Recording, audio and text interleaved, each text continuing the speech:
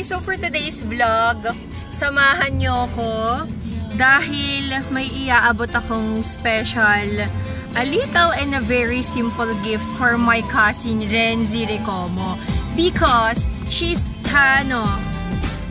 kahapon pala, kasabay ng kapatid ko, she's turning, hindi ko alam kung ilang taon na siya. But she is, I think, 17 years old or 16 years old.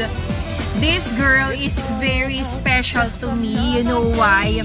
Because nawala ng maaga ang papa niya. So, ang naging papa niya was my lolo. But, suddenly, talagang ang buhay, napakamapagbiro na wala din ng lolo. Year 2020. Bago lang. So, I get so emotional kapag naaalala ko. Pero, palagi ko ngang lately, i-share ko lang din na lately, she's been so sad. Hindi ko alam kung bakit. So, for a simple surprise, let us surprise her with a balloon and her favorite donuts. Hindi ko alam kung magugustuhan niya, but palagi kong pinapaalala sa mga pinsan ko, guys, it's the thought that counts. Because ngayong panahon, napakahirap ng buhay. So, be appreciative and enjoy life. So, yun na nga, samahan niyo ko and ibigay lang natin to sa kanya tapos umuwi na tayo. And thank you for my husband for driving me to Lola's house para iabot to kay Renzi. Kakagaling lang niya at work. And my little baby, my baby, not so hi! We're going to Lola's house to visit my cousin Renzi and of course, para makita na din ng Lola. Hindi ko siya regularly nakikita.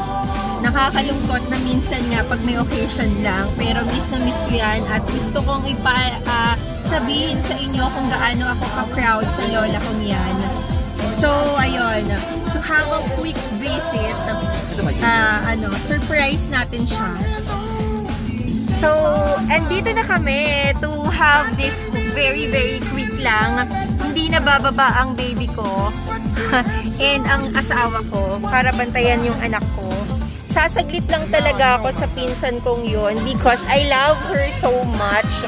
Because she's been so sad lately. Hindi ko alam kung bakit. And for a moment, please. So, some of you will say, ang cute naman itong babaeng ko. I bought her a piece of balloon and donuts. So, i-surprise natin siya.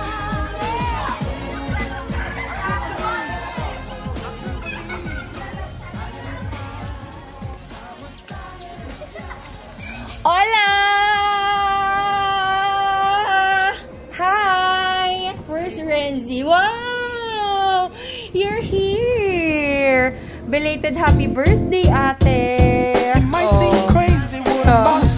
Ate has a surprise for you.